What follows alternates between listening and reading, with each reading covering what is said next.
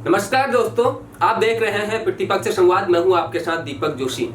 उत्तराखंड में भारतीय जनता पार्टी और कांग्रेस के बीच हमेशा लड़ाई रहती है और अब आने वाले वक्त में नगर निगम के चुनाव हैं। ऐसे में हल्द्वानी नगर निगम की बात करूं तो यहां पर कुछ प्रमुख चेहरों की बात हो रही है, भारतीय जनता पार्टी में भी कांग्रेस में भी।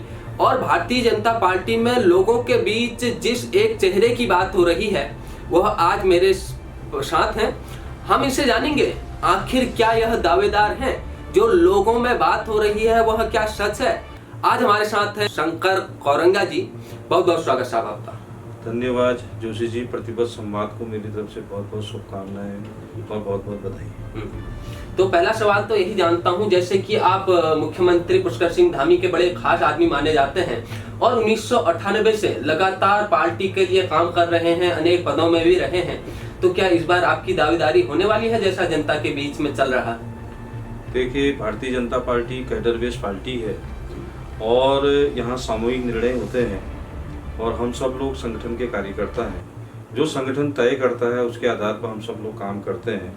दावेदारी मेरी तरफ से किसी प्रकार की कोई दावेदारी नहीं है और लगातार जनता के बीच में बने रहने से कार्य करने के साथ साथ यहाँ तो सब कुछ संगठन तय करता है और संगठन कहेगा चुनाव लड़ो तो लड़ेंगे, संगठन कहेगा दरी बिछाओ तो दरी बिछाएंगे। हमने दरी बिछाने का भी काम किया है, दीवार लेखन का भी काम किया है, विद्यार्थी परिषद में काम किया है। तो कुल मिलाकर के सब कुछ संगठन पर निर्भर रहता है। संगठन की आंखें होती है, संगठन देखता है और संगठन भारतीय जनता पार्टी का यहाँ पर हमारे मंडल अध्यक्ष, जिला अध्यक्ष, प्रदेश अध्यक्ष, राष्ट्रीय अध्यक्ष, जो एक कैडर बेस्ड पार्टी है उसका सामूहिक एक निर्णय होता है और सभी लोगों के निर्णय के आधार पर मैं समझता हूँ कि जो ये सब चुनावी जो चुनाव में जो जिसको चुनाव लड़ाना होता है वो संगठन उसमें अपना सर्वे करता है और जिसको भी पार्टी समझेगा उसको पार्टी टिकट देती है। तो जैसा कि आपने बताया कि अगर पार्टी टिकट देती है तो आप चुनाव लड़ने के लिए भी तैयार हैं, लेकिन अगर आप मेयर बनते हैं तो हल्द्वानी में अनेक समस्याएं हैं, तो इन समस्याओं का कैसे निदान होगा? आपकी क्या क्या प्रमुखता से संकल्प होंगे कि आप इन समस्याओं का निपटारा करेंगे हल्द्वानी क्षेत्र में? देखिए, मैं तो चाहूँगा जो भी पार्टी जिसको भी चुनाव लड़ाएगी, जो भी चुनाव लड़ेगा, जिसको भी दायित्व दिया जाएगा उनके साथ हम सब लोग लगेंगे। मेरी भी नैतिक जिम्मेदारी है कि एक सामान्य कार्यकर्ता होने के नाते चुनाव में लगना और अपने जो भी उम्मीदवार हैं उसको मजबूती के साथ लड़ाना, उसको जिताना। हाँ, अगर संगठन का विश्वास रहता है या संगठन का भरोसा रहता है या फिर लगता है तो मुझे जो मेरी अपनी पहली मुझे जो लगता है कि इस शहर को सबसे प्रमुखता से जो बहुत बड़ी समस्या है जाम मुक्त हल्द्वानी करने का जो एक संकल्प मैंने ऐसे मेरे दिमाग में रहता है, क्योंकि लगातार हम देखते हैं क्योंकि हल्द्वानी कुमाऊं का प्रवेश द्वार है, औद्योगिक नगरी है और हर वर्ग का व्यक्ति यहाँ पर रहता है और एक बहुत बड़ा जनमानस हल्द्वानी में निवास करता है। हल्द्वानी नगर निगम के क्षेत्र के तहत इस हल्द्वानी को जाम मुक्त करने के लिए मुझे लगता है कि हमको फ्लाईओवर बनाना चाहिए, रिंग रोड बनाना चाहिए। रिंग रोड बनाना मेरी प्राथमिकता में रहेगा, फ्लाईओवर बनाना मेरी प्राथमिकता में रहेगा, अंडरपास बनाना हमारी प्राथमिकता में रहेगा। और दूसरी बात क्या होता है, जैसे जाम एक इतनी विकट समस्या है जिसको मैं मानता हूँ कि जैसे हम सब लोग घरों से निकलते हैं कामकाज के दिनों में, किसी को बाजार जाना है, किसी को ऑफिस जाना है, किसी को अस्पताल जाना है दिखाने के लिए, तो जहाँ 5 मिनट लगते हैं, 10 मिनट लगते हैं, वहाँ 20-20 मिनट, 1-1 घंटा लगता है। अब सबको परेशानी होती है। उस परेशानी से निजात दिलाने के लिए मुझे लगता है कि जो शहर के किनारे गाड़ियाँ खड़ी रहती हैं, मोटरसाइकिल खड़ी रहती है, कार खड़ी जो पार्क करते हैं सड़कों में, उन सबको बड़ी प्रशासन के साथ उसका सहयोग लेते हुए हल्द्वानी शहर पूरी तरफ से खाली रहना चाहिए। और उसके लिए मैं जो समझता हूँ हमको जो बड़े बड़े इसके लिए पार्किंग की व्यवस्था करनी चाहिए। पार्किंग हल्द्वानी के चारों दिशाओं को कंसंट्रेट करते हुए, यानी कि जैसे हम उसको कालाडूंगी चौराहे से आप उसको केंद्रित कर सकते हैं, कालाडूंगी चौराहे से लेकर के लामा चौड़ तक की दूरी और कालाडूंगी चौराहे से लेकर काठगोदाम की दूरी और कालाडूंगी चौराहे से नीचे रामपुर रोड, बरी रोड, लालकुआ और नीचे के क्षेत्रों की दूरी और इधर के बाजार के क्षेत्रों में जो जहाँ पर आता है अगर लगता है जैसे ऊंचा पुल से आते हैं कुसुमखेड़ा या लामेसौड़ से कहीं इधर को आते हैं, तो कुसुमखेड़ा के आसपास एक पार्किंग जिसकी जो मार्केट है, क्योंकि हल्द्वानी बहुत छोटे छोटे स्वरूप में बटा हुआ है, मार्केट अलग अलग, प्रमुख बाजार जो है इसका बाजार क्षेत्र में है कालाडूंगी चौराहे के पास। तो मैं चाहता हूँ कि एक भी गाड़ी रोड में न रहे, चाहे स्कूटर हो चाहे मोटरसाइकिल हो, और जो दुकान के बाहर जो लोग सामान लगाते हैं वो भी ना लगे, वो अंदर ही रहे अपनी, क्योंकि अगर जाम रहेगा तो बहुत सारी समस्या रहती है। जी बिल्कुल, ये बड़े प्रश्न आप उठा रहे हैं, लेकिन यह काम तो पहले हो जाने चाहिए थे। जैसे जाम की बात है, यह तो सालों से एक बड़ी समस्या हल्द्वानी में रही है। अब कह रहे हैं कि हम पार्किंग बनाएंगे, आपके पास कोई रोड मैप है उसका? क्योंकि जमीन की हल्द्वानी में बड़ी समस्या है, आप कैसे जमीन की व्यवस्था करेंगे, कहाँ से जमीन लाएंगे? देखिए, इन्हीं सब चीज़ों में से हमको निकालना पड़ेगा, इसका समाधान भी यहीं से निकालना पड़ेगा, क्योंकि जो हमारे नए शहर बसे हुए हैं, चाहे चंडीगढ़ हो चाहे दिल्ली हो चाहे महानगर बॉम्बे और ये सब हमारे जो महानगर है, जमीन ढूंढने पे और प्रशासन के सहयोग के साथ जहाँ जहाँ पर खाली ज़मीन होगी वहाँ पर पे हम इसका पार्किंग कर सकते हैं। बहुत सी ज़मीनें कहीं खाली पड़ी हैं, बहुत सी जगह अतिक्रमणित क्षेत्र में रही है, उनको खाली करके उसको कर सकते हैं। भाई अगर इस शहर को सुधारना है और हमको इस समस्या का निदान कुछ तो हमको करना ही पड़ेगा ना। भाई जरा सा हमको लगता है कि 4 जगह हम 5 जगह चिन्हीकरण कर लेंगे, या पहले से पार्किंग बनी हुई है, आपके कालाडूंगी चौराहे पर पार्किंग बनी हुई है, रामपुर रोड में पार्किंग की जगह मिल सकती है, बरेली रोड में पार्किंग की जगह मिल सकती है, कुसुमखेड़ा में पार्किंग की जगह मिल सकती है, काठगोदाम क्षेत्र में आप तिकोनिया से ऊपर को देखिए जगह मिल सकती है। छोटे छोटे पार्किंग बना सकते हैं। डिग्री कॉलेज के जो पिछले वाला क्षेत्र है वो पार्किंग मिल सकती है। अरे एक बार निकल के तो देखिए, जगह आपको जरूर मिलेगी। जब हम बाजार में चलते हैं तो क्या मोटरसाइकिल खड़ी नहीं करते क्या दाएं बाएं होने कोने में? वो जगह कहाँ मिलती है? जब पूरी हल्द्वानी आपको पैक लगती है तो फिर गाड़ी खड़ी करने की जगह कैसे मिल जाती है आपको? इसीलिए क्या है, उसके लिए हमको दूरदृष्टि बनानी पड़ेगी। इस शहर के प्रमुख व्यक्तियों के साथ, यहाँ के लघु उद्योगपतियों के साथ, मध्यम उद्योगपतियों के साथ और बड़े जो व्यवसायी हैं उनके साथ बैठ करके शहर की चिंता करते हुए, और यहाँ के जो सामान्य बुद्धिजीवी छात्रों के साथ बैठते हुए, विद्यार्थियों के साथ चर्चा करते हुए, महिलाओं के साथ चर्चा करते हुए, उनके साथ एक बड़ा उसकी विचार गोष्ठी हो जाएगी, उसमें बैठ जाएंगे, और बैठ के जब 100 लोग एक साथ बैठेंगे तो विचार निकलेगा, और जब विचार निकलेगा तो उसका समाधान भी होगा। और हमने तो उसको देखा है, हमने जिया है, हम क्योंकि जाते हैं कई लोगों के, ये तो जाम तो आप ही समझ लीजिए कि आप खुद ही उस समस्या से जूझते होंगे रोज आते जाते समय। बिल्कुल, हम देखते हैं, और कालाडूंगी रोड में तो सबसे ज्यादा जाम लगता है, और कालाडूंगी रोड में सबसे ज्यादा जाम के साथ साथ पानी भी भरता है, जल भराव होता है। इस पानी की समस्या से निपटने के लिए आप क्या प्रयास करेंगे अगर आप चुनाव में लड़ते हैं, जीतते हैं तो? क्योंकि ड्रेनेज सिस्टम जो हल्द्वानी का है यह बहुत ही लंबे समय से बिगड़ा हुआ है, और इसका समाधान सही रूप से अभी तक नहीं किया गया।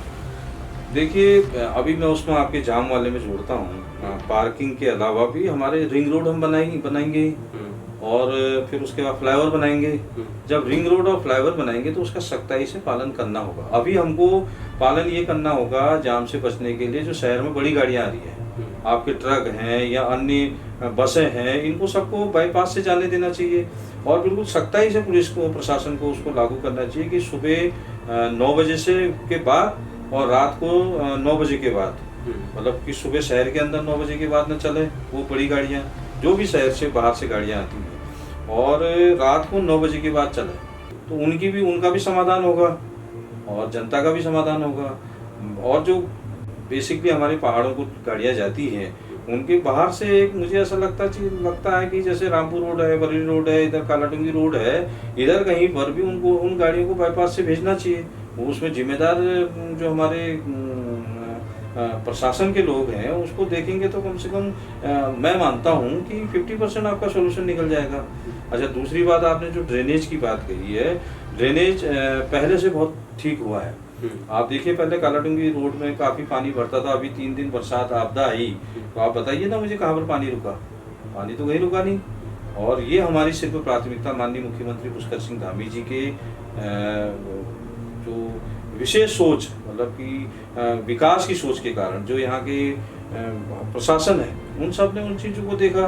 उन्होंने अतिक्रमण हटाया, बहुत ज़बरदस्त तरीके से नालियों की सफाई कराई, और जहाँ जहाँ पर बड़ी बड़ी नालियाँ हैं, जैसे कि आपका रगसिया नाला है, उसकी प्रशासन ने पहले सफाई कर दी। रगसिया नाले में आप देखिएगा काफ़ी पानी बढ़ता था, उसके कारण रोड में पानी आता था। उसी बात को तो आप कह रहे हैं। और वो पानी जब उन्होंने नीचे से जो उसका जो उसमें मलबा है या रेता बजरी है, जब जो मिट्टी है, उसको प्रशासन ने बरसात से कम 2 महीने पहले, 3 महीने पहले उसके लिए गाइडलाइन सरकार ने तय कर दी कि भाई अपने नदी नालियों की सफाई।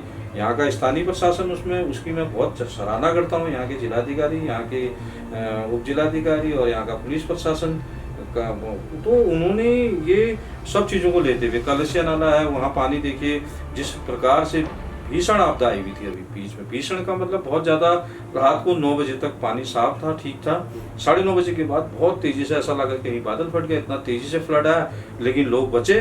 प्रशासन ने देखिए, पुलिस प्रशासन ने, यहाँ के कप्तान की उसकी विशेष सराहना है कि उन्होंने जो अपने वहाँ का जो स्थानीय पुलिस, उसका नीचे का जो प्रशासन है, चाहे वो इंचार्ज हो, वहाँ के सिपाही हो, उन लोगों ने वहाँ पर रात में उनके रहने की व्यवस्थाएं सब, जो काडोना इंटर कॉलेज है उस सभी नीचे जो नदी के किनारे लोग बैठे हुए हैं उनको ले जाने का काम किया।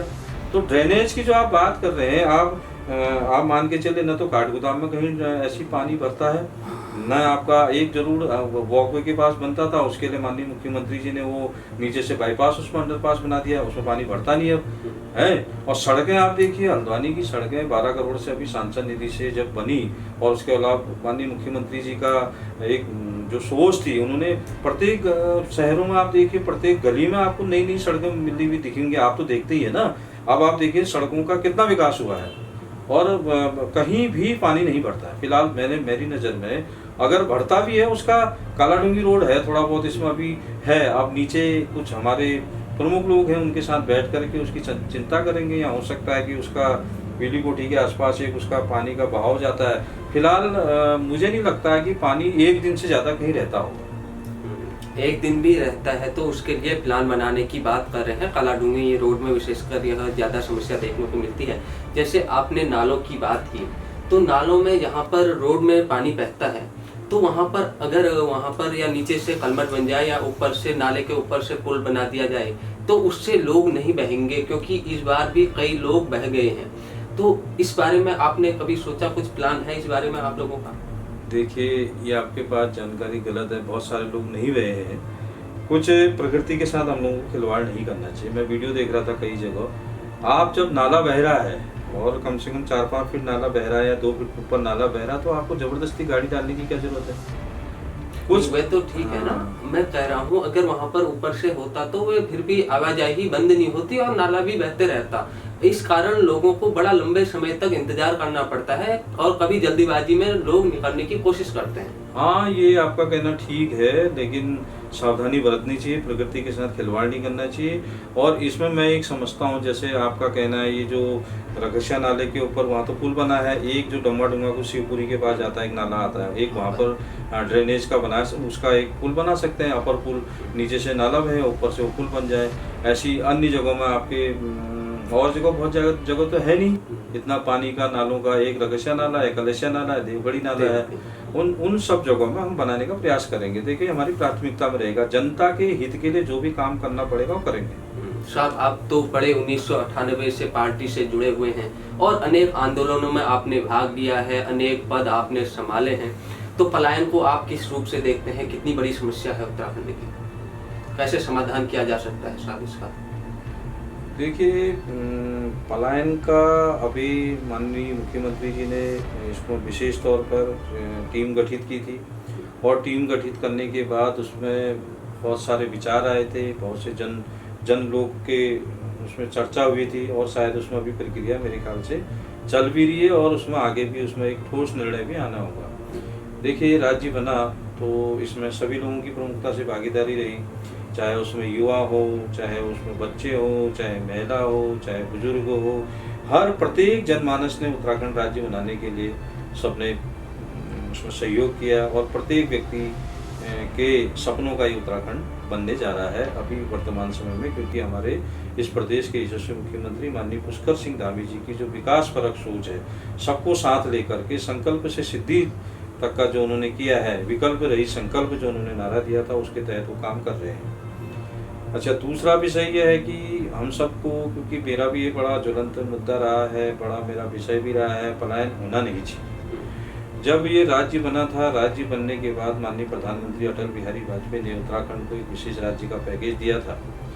और अब लोग कहते हैं हम पलायन कर रहे हैं, बिजली नहीं है, पानी नहीं है, सड़क नहीं है, लेकिन उसका भी उत्तर यह है कि माननीय नरेंद्र मोदी जी के प्रधानमंत्री बनने के बाद से अब तक, और आज भी जो प्रधानमंत्री माननीय नरेंद्र मोदी जी हैं, उनके प्रयासों से आप देखिए कि जन आकांक्षाओं के अनुरूप, चाहे वो महिलाओं के क्षेत्र में हो, चाहे युवाओं के बेरोजगारी की बात हो, चाहे महिलाओं के क्षैतिज आरक्षण की बात हो, चाहे बुजुर्गों के पेंशन की बात हो, सबकी चिंता करने का काम उन्होंने किया।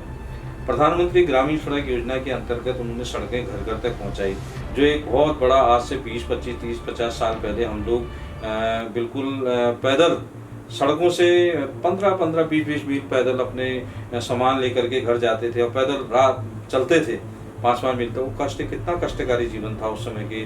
मुझे लगता है 40-50 साल पुराने हमारे जो लोग पूर्वज थे या पहले के लोग लगातार चलते थे। लेकिन आज तो आपको सड़क दी है, घर तक पहुंचा दी है, जंगलों से बीच में से सड़क निकाल दी है, नदियों के बीच में से किनारों से सड़क निकाल दी है, ऊंचे ऊंचे क्षेत्रों में सड़क पहुंचा दी है। तो प्रधानमंत्री ग्रामीण सड़क योजना के अंतर्गत आपके घर तक तो सड़क पहुंच गई है। हर नल योजना के अंतर्गत प्रत्येक, क्योंकि पहाड़ में पानी की समस्या रहती है, तो हर नल योजना को लागू करते हुए यही उन्होंने कहा कि हर घर में पानी पहुंचे, वहाँ का व्यक्ति उसको सुविधा हो। आपको हर घर में बिजली देने का काम किया है, उसके बाद राशन देने का काम किया।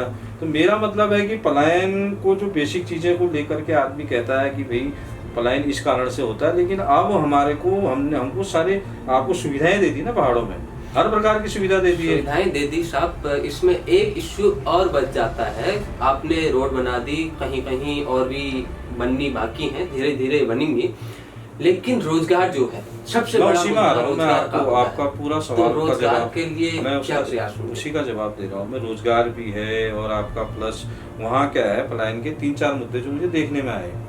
पहला तो ये जो रोजगार वाली आप बात कर रहे हैं, वहाँ पर स्थानीय स्तर पर रोजगार खुलने चाहिए। उसके लिए क्या है, हमको जैसे हमारे पहला तो प्रमुख क्या है, उत्तराखंड पर्यटन के रूप में जाना जाता है और पहाड़ी आच्छादित क्षेत्र है और वन क्षेत्र है सभी जगह। तो जो हमारे मंदिरमाला प्रोजेक्ट के लिए माननीय मुख्यमंत्री जी ने उसमें विशेष रूप से उसमें कार्य कर रहे हैं। हमारे यहाँ पर जागेश्वर मंदिर है, भगवान शिव जी का इतना जबरदस्त तीर्थ है, बृहद जागेश्वर है, और आपका हाट काली का मंदिर है, फिर आपका जो है माँ कोटगाड़ी का मंदिर है, माँ कोट भ्रामरी का मंदिर है, बाराही मंदिर है, माँ देवी दुर्गा का, माँ दूनागिरी का मंदिर है, बागेश्वर बागनाथ जी का मंदिर है, और आपके उधर अभी आदि कैलाश में माननीय प्रधानमंत्री जी ने इतना बड़ा उसका स्वरूप को पूरे विश्व में दिखाया।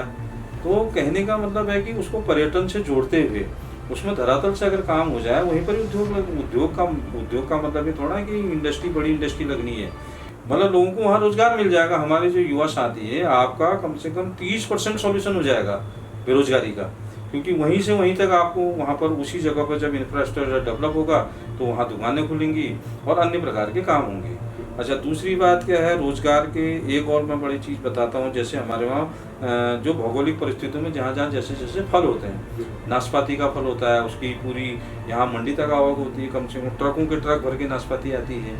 तो वहाँ एक छोटे छोटे उद्योग लग जाए, जहाँ पर जो ये नाशपाती होता है, जहाँ सेब होता है वहाँ सेब की खेती हो जाए, जहाँ पर अभी टी गार्डन है, टी गार्डन का वहाँ वो हो जाए। तो लोगों को रहना पड़ेगा, जब लोग रहेंगे उसके बारे में विस्तार से इसका काम हमारे जो निचले स्तर पर जो परियोजना के प्रोजेक्ट हमारे डायरेक्टर हैं, जो अलग अलग जिलों में हैं, उनको इन सब में विशेष तौर पर ध्यान देना चाहिए। दूसरा मुझे लगता है कि जैसे लोग कहते हैं स्वास्थ्य की सुविधा, स्वास्थ्य हमने देखी वहाँ अल्मोड़ा में बेस हॉस्पिटल के उसमें हमने एक जो है ये एम्स की तर्ज पे, ऐसी पिथौरागढ़ में हमने हॉस्पिटल, वहाँ जैसे सुशीला तिवारी हॉस्पिटल है, ऐसी वहाँ गवर्नमेंट मेडिकल कॉलेज बन रहा है, पिथौरागढ़ में बन रहा है, आपका अल्मोड़ा में बन रहा है। अल्मोड़ा आपका बागेश्वर को कवर करता है और पिथौरागढ़ आपका चंपा और दोहाघाट उधर को कवर करता है, और इधर से जो है आपका जयती से लेकर के ओखलकांटा पूरा नैनीताल को कवर करता है। यानी कि हमारे पास स्वास्थ्य की सुविधाएं हैं। हमको ध्यान के देना है कि जो हमारे छोटे छोटे प्राथमिक स्वास्थ्य केंद्र हैं उसमें विशेष तौर पर ध्यान देना है। वहाँ पर हमारे जो चिकित्सक हैं, फिजिशियन हैं या फिर सर्जन हैं, एक एक लोगों को, दो दो लोगों को वहाँ बैठना चाहिए। फिर बागेश्वर जैसे शहर में, पिथौरागढ़ जैसे शहर में, बड़े बड़े जो शहर है, अल्मोड़ा जैसे शहर में, वहाँ स्वास्थ्य की सुविधाएँ हैं, लेकिन डॉक्टरों को वहाँ प्रॉपर रहना चाहिए, एक बात।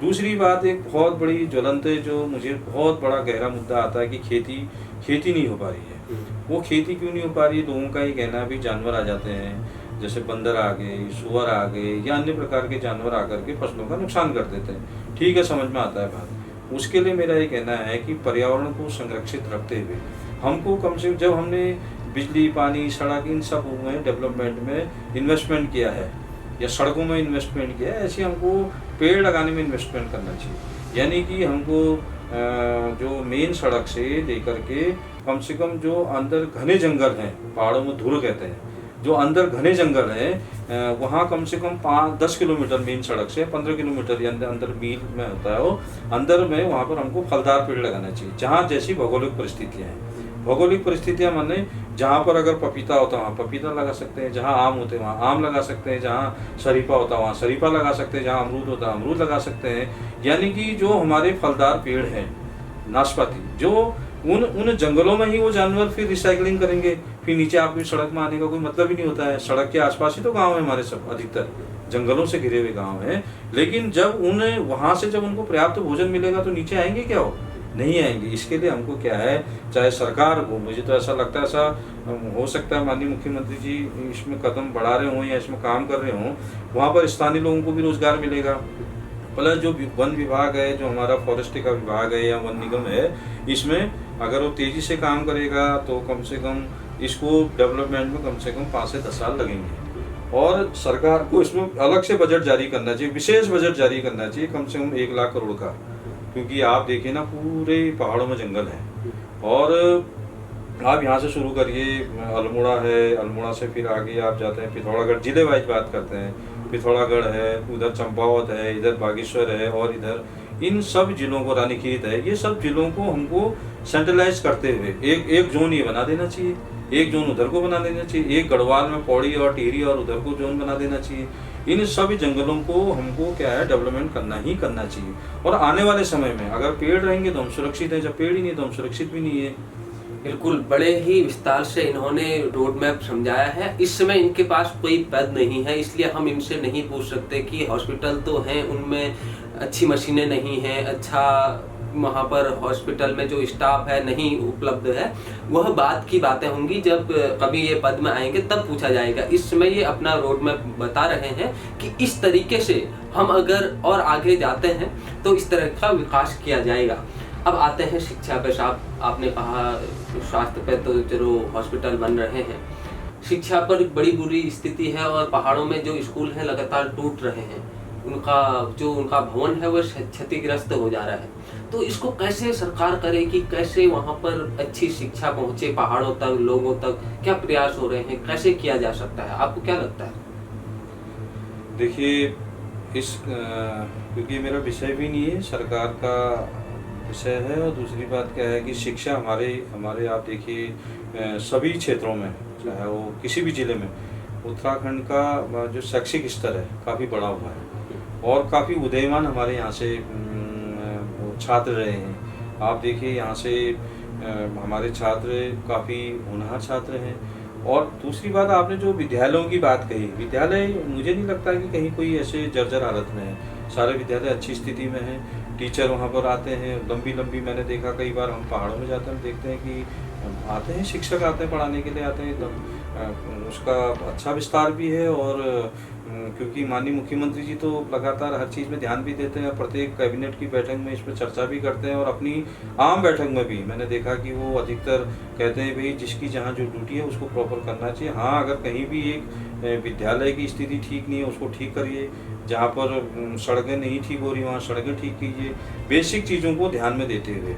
मतलब कि ये जो शिक्षा है और ये जो रोज़गार है हमारा ज्वलंत मुद्दा है और ज्वलंत विषय भी है, पहले से भी रहा है। और जहाँ शिक्षा होगी वहाँ सब कुछ होगा। और मुझे लगता है कि हमारे अच्छे पढ़े और परसेंटेज बहुत अच्छी है हमारे। आप देखिए अभी के रिजल्ट में, आप देखिए जीआईसी में प्राथमिक विद्यालय के जो आपके हाई स्कूल और इंटर का रिजल्ट, बोर्ड में कितना अच्छा रिजल्ट रहा है। और जब वहाँ पढ़ाने की अच्छी सुविधा होगी तभी तो रिजल्ट अच्छा रहा होगा ना।